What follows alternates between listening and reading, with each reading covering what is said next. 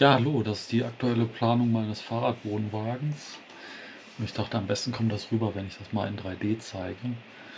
Im Prinzip habe ich ein Lastenrad und da ist eben diese Wohnbox drauf. Das Lastenrad ist das schwarze.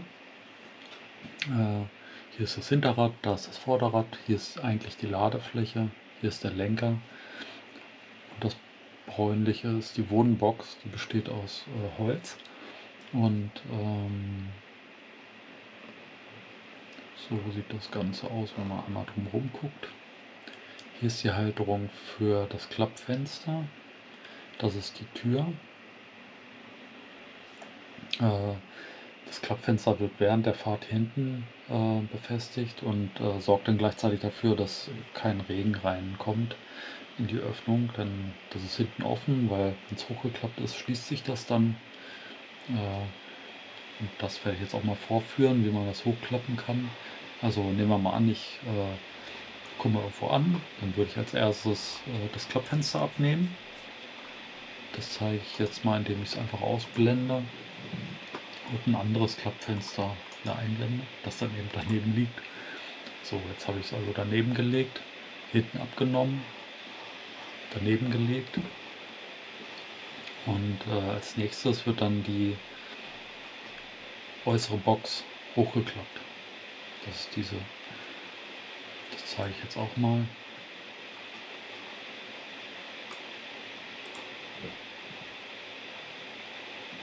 Und zwar wird die erstmal nur so weit hochgeklappt, dass ich das Klappfenster hier oben an dieser Achse befestigen kann.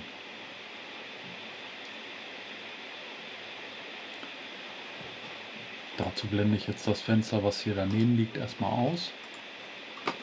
Blende das Fenster ein, das dann an dieser Achse befestigt ist.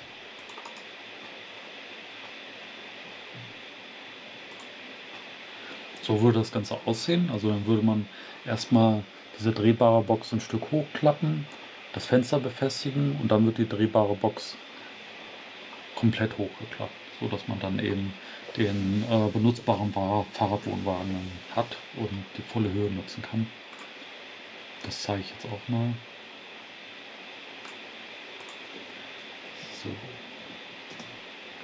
so würde es dann aussehen. Ich zeige es auch mal von der anderen Seite.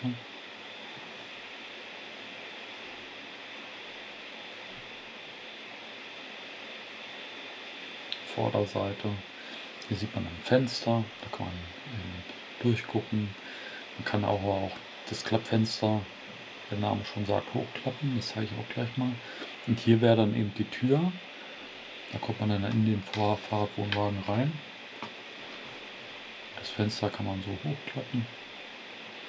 Und dann zum Beispiel Frischluft reinzulassen oder einfach nur mal die Aussicht zu genießen. Jetzt klappe ich es erstmal wieder runter zum Vorführen. Ja, das wäre einfach so der Aufbau. Und jetzt gucken wir mal zusammen rein. Dazu schneide ich einfach mal durch. Dann sieht man hier den Innenraum im aufgeklappten Zustand.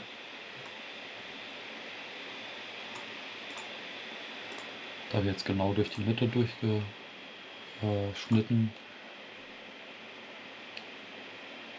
Und da sehen wir jetzt eben,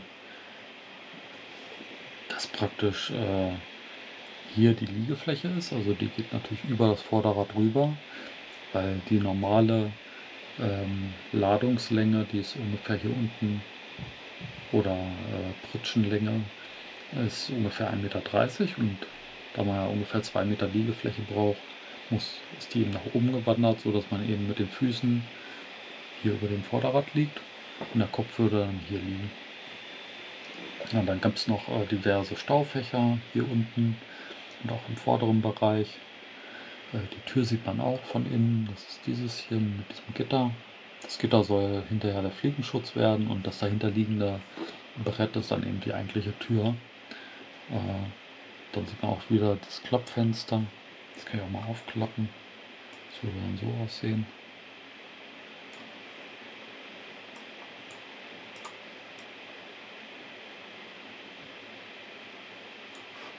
Jetzt können wir da ja auch noch mal einmal rumgucken, wo das da kann aussehen. Hier ist das Vorderrad.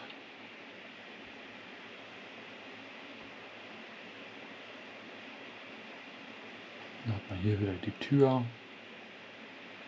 Da brauche ich dann wahrscheinlich noch einen kleinen Tritt, damit man überhaupt drauf kommt. Und das ist ganz schön weit entfernt vom Fußboden. Und jetzt schauen wir uns mal den Innenraum ein bisschen genauer an. Und zwar sieht man hier dann das Drehgelenk, da dreht sich dieser obere Bereich.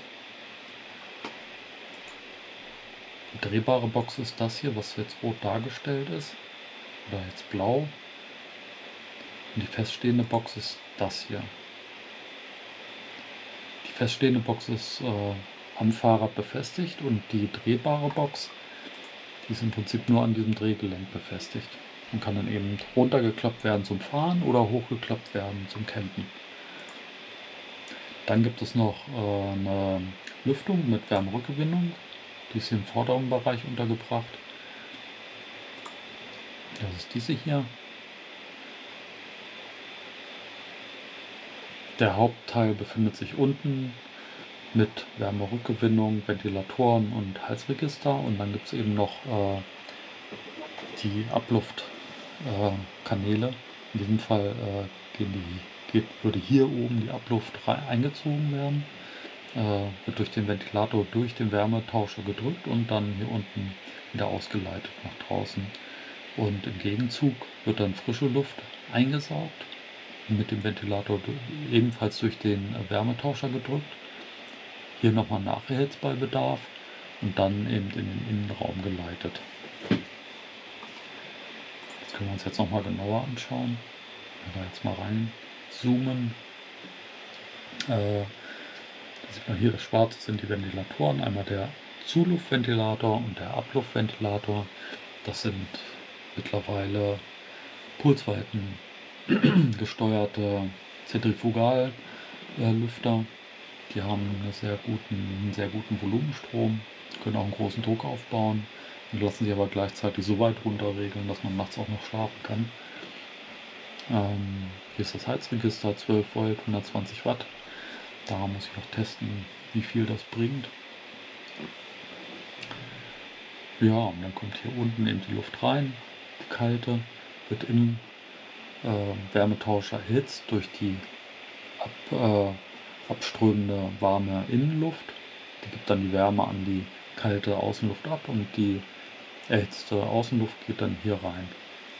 Daher kann man nicht alles sich nicht die ganze Wärme zurückholen. Also das sind immer nur ein paar Grad, aber es hilft immerhin ein bisschen, um die Wärme drin zu halten. Ja, das ist soweit zu dem Wohnwagenaufbau auf meinem Lastenrad. Ich hoffe, es hat euch gefallen. Besten Dank fürs Zuschauen. Jetzt mache ich nochmal einen kleinen Rundflug um das Ding.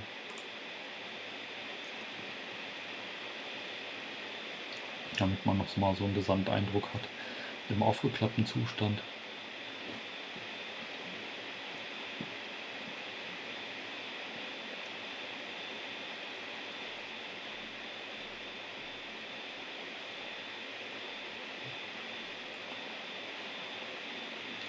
Ja, wie gesagt, vielen Dank fürs Zuschauen und bis bald.